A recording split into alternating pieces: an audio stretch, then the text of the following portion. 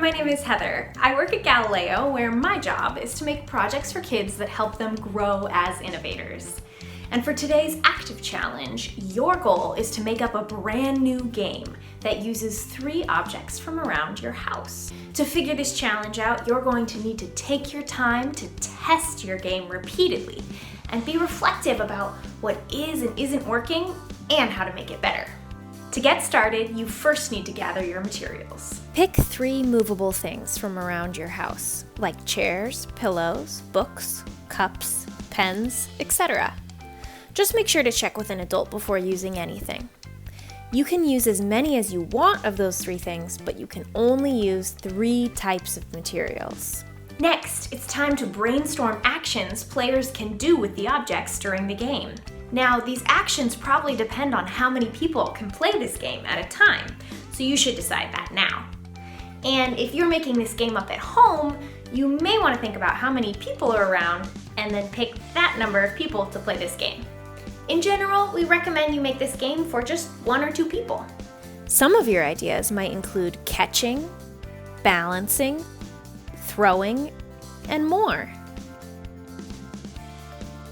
If you're having trouble thinking of actions, think of a game you already know, like bowling. In that game, people roll a ball to try and knock down pins.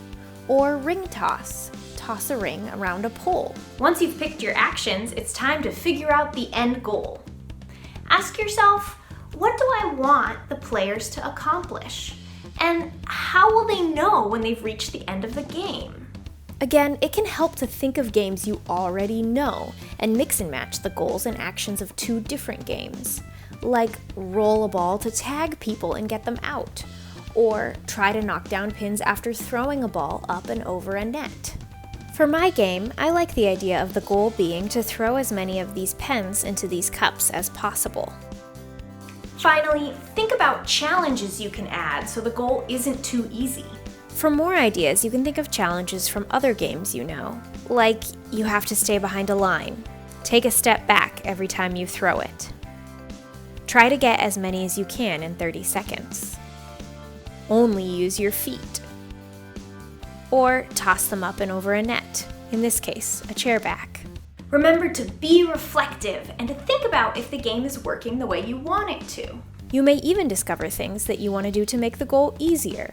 In my case, I realized that taping the cups down was important.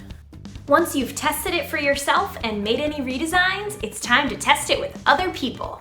After you've explained the rules, be reflective and carefully watch how they play the game. You can get even more insights by asking them questions afterwards, like, were there any rules that were confusing? Or, if you were going to play the game again, would you change anything? Now it's time for one more redesign of the game based on what you learned from other people playing it. This is also a great time to theme out your game with innovative decorations. That's it for this challenge. If you make up your own game, we'd love to see a photo or video of it, so please share. Thanks for watching, and we'll see you next time.